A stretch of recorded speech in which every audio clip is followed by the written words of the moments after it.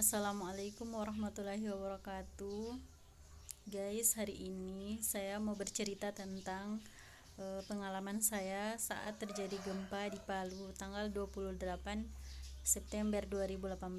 Saat itu saya masih sedang penyelesaian kuliah ya, dan berada tepatnya di Kota Palu di Kecamatan Palu Barat. Ya, saat itu pulang dari kampus, saya mengendarai motor dengan membonceng teman saya. Nah, saat di perjalanan ingin mengantarkan teman saya ke rumahnya, di situ terjadi gempa.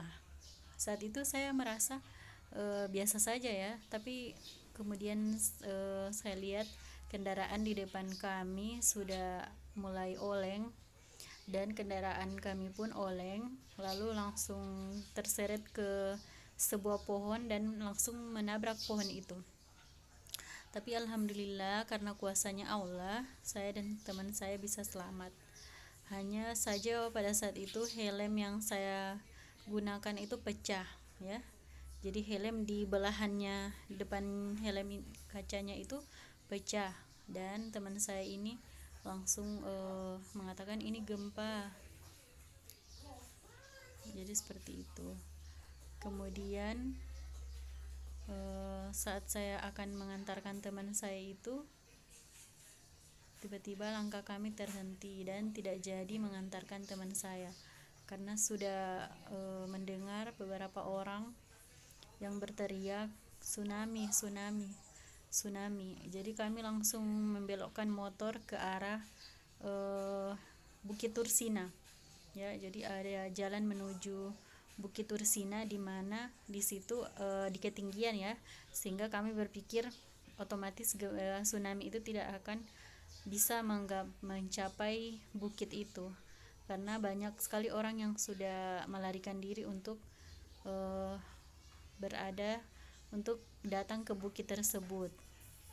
Nah, kemudian di situ saya saking padatnya manusia, saya hampir tidak bisa lagi saya mengendarai motor, sehingga motor itu hanya saya dorong dan teman saya juga mendorong dari belakang. Kemudian saat terjadi gempa yang berikutnya itu saya langsung letakkan motor itu dan saya lari bersama teman saya. Saat akan lari, tiba-tiba ada gedung di depannya kami itu sudah mau roboh ke arah kami. Lalu kami ditarik oleh salah seorang bapak-bapak dan kami pindah ke jalan yang sebelahnya. Lalu kemudian sambil berlari kencang itu kami sambil menangis, dan sebelum sampai di Bukit Tursina itu sudah datang waktu maghrib. Orang-orang sudah melaksanakan sholat dengan bertayamum, tidak lagi berwudu karena saat itu memang masih dalam keadaan gempa ya, masih ada gempa-gempa susulan, dan kami langsung bertayamum dan melaksanakan sholat memakai jaketnya saya untuk dijadikan sajadah. Jadi kami melaksanakan sholat, dan sesampainya sesudah sholat itu kami langsung berjalan lagi menuju Bukit Tursina, di mana di Bukit Tursina tersebut itu ada perguruan, yaitu perguruan yang didirikan oleh Ustadz Habib Soleh Tongkat ya. Jadi Habib Soleh Tongkat ini ada perguruan di bukitnya itu, sehingga kami berdiam di situ ya, untuk sejenak mengistirahatkan diri demi menyelamatkan diri dari gempa dan tsunami, yang kami pikir tsunami itu akan sampai di tempat di mana kami berhenti. Sehingga saat itu teman saya ini sudah bersama saya sudah menangis dan berpikir bahwa keluarganya seperti apa di rumah. Pun saya juga berpikir bagaimana dengan kakak saya yang ada di kos-kosan. Ya, jadi sampai jam sudah sekitaran Isya seperti itu, kami sholat sama-sama dengan teman saya. Setelah sholat dia berkata, Vina, saya mau cari dulu keluarga saya, siapa tahu ada di sekitaran sini. Kalau tidak ada, saya mau cari sampai dapat, katanya. Kemudian saya bilang iya. Jadi dari situ saya sudah berpisah dengan teman saya ini. Lalu saya pun berpikir untuk mencari kakak saya, namun karena saya dalam keadaan masih takut, jadi saya menunggu saja di masjidnya Habib Soleh itu. Sekitaran jam 12 itu tiba-tiba saya melihat ada kakak saya. Jadi kakak saya langsung berlari menuju saya dan langsung memeluk saya. Kemudian dikatakan, "Vina tidak apa-apa." Jadi saya jawab, "Saya tidak apa-apa, Kak Ahmad." Kemudian dia tanyakan, "Mana motornya Kak Ahmad?"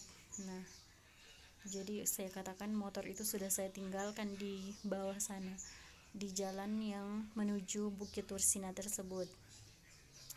Alhamdulillah kakak saya juga tidak apa-apa, dan 4 hari kami di situ, ya 3 hari ya, jadi 3 hari kami berada di masjid itu. Kemudian bapak saya datang menjemput.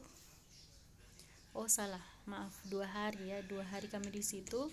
Di hari kedua itu bapak saya datang menjemput dan kami pun pergi ke Mes Pemda Banggai. Sesampainya di Mes Pemda Banggai itu kami 2 hari menunggu jemputan mobil dari Kota Luk ya, oleh Pemda, mobilnya Pemda Banggai. Lalu kemudian kami berangkat di hari keempat gempa. Sampai di hari keempat baru kami berangkat naik mobil Pemda dari Banggai. Dan di situ alhamdulillah di perjalanan sampai di rumah kami bersyukur sekali, beserta juga keluarga bersyukur karena kami masih selamat. Ya, mungkin kalau memang sudah ajal pada saat itu sudah meninggal. Di satu sisi saya kalau memang tidak cepat pulang, mungkin sudah kena tsunami. Pun kakak saya juga berencana selesai sholat maghrib itu akan, ya demikian dulu ya, karena mau ada Grab yang menjemput.